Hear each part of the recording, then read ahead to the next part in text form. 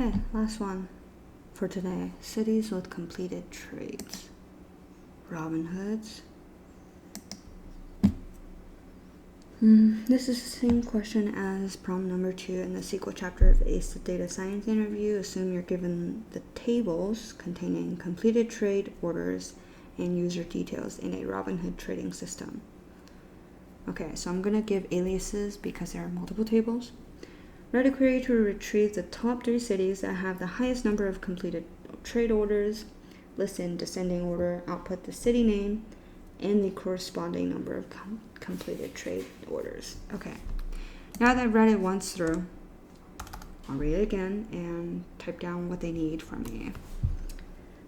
They need the top 3, so I'm probably going to do some limit 3, and I'm probably going to do max on trade count, or max or count. And then we're going to do in descending order so that the highest is on top and then the lowest is on the bottom. And we're going to have multiple columns. They need something that's called city name as well as completed trade order count. Trade orders, and I'm guessing this is going to be counted. Okay. So looking at the tables, the trades table schema has order ID, user ID, price, quantity, status, and timestamp.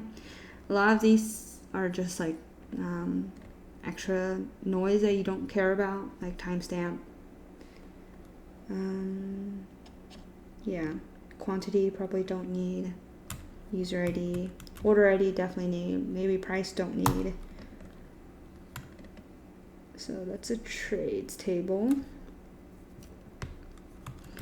And we need completed, so we probably care about status. So we probably care about order ID, status. Now onto the users table. Okay, we're probably going to need a user ID so that we can join the user ID from the trades table to the user ID of the users table. And then the other column we need from users table is city. Email is useless, sign up date is useless. Okay.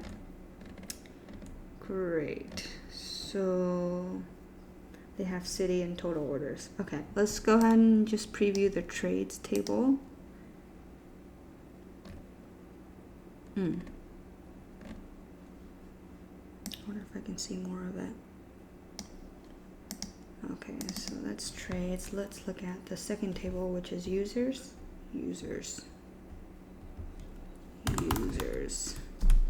Run. You've got the city, you've got their user, email, and sign up date. Okay, we honestly really just need these columns. I think that's part of the problem solving, is that they're not always going to give you the cleanest table. You need to figure out what, instead of pulling everything in with just an asterisk, right? You need to make the decision to pull in only the columns that you need, especially when tables are like thousands and thousands and thousands of rows. Yeah, so let's do select user. While I'm on the user table, let's do user. And I'm going to give users an alias so that instead of typing users each time, I can just do u dot and I'll call the city, because that is actually one of the columns we need. And we need to join on user ID. So I don't need to select user. Let's do, what else do we need from the other table? We need the order ID and we need status. So I'm gonna go ahead and do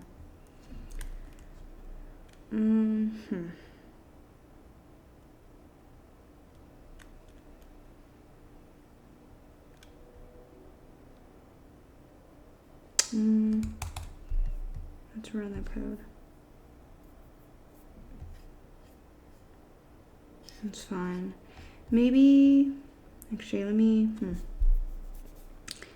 I need to select user ID.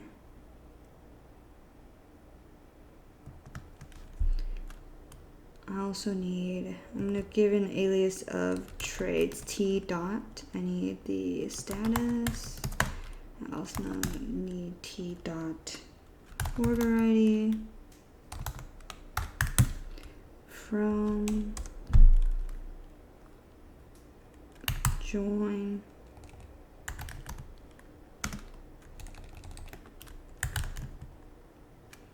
I'm going to do a inner join.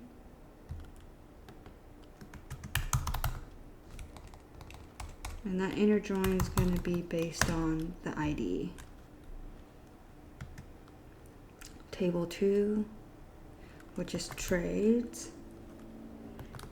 Trades.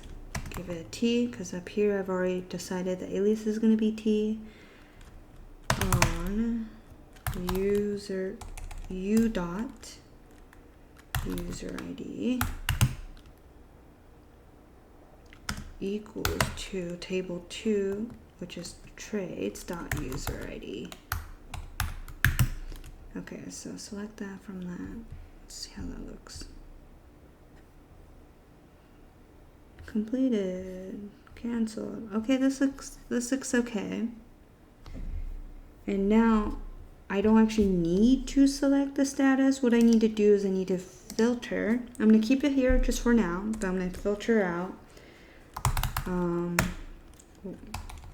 trades t dot status equals, and I only need completed, and I think they have it as capital C, completed.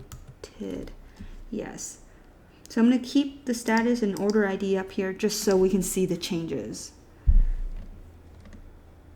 Okay, as you can see, the row that was canceled is gone. That's fine. Now I'm going to take out t.status because, again, the final output is just city and total orders. So even right now, I have way too many columns and the columns that they do not expect. So we're going to change the select statement at the end, but just in the meantime, I'm going to keep it as this way so that I can see changes. Otherwise, you have to mentally see the changes as they go.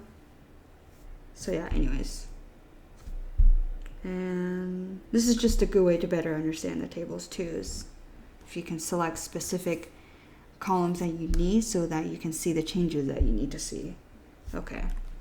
Maybe it doesn't make sense and it's kind of not efficient, but u dot city. The reason I'm grouping it by that is because, do you see the example output? It's one city per line, and then they're going to aggregate total orders. Now I'll also do count. I'll put count in front of t.order ID, and then give an alias called total orders. Let's see how that looks. No, I didn't mean to emphasize orders like that. Okay, sweet. We've got city, we've got total orders. So far the column headers match. The data looks similar to how they want, but they want to sort.